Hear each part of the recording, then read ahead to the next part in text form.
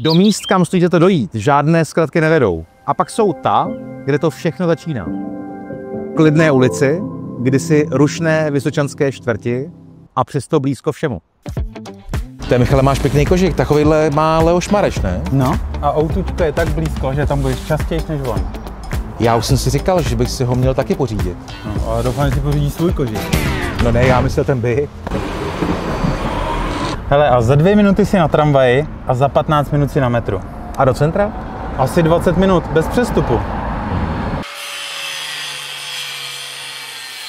Tak co, koupíš si ten byt? No, když to nemáte hotový. Tak než si koupíš kožich, tak bude. Jo, takhle. No, tak možná jo.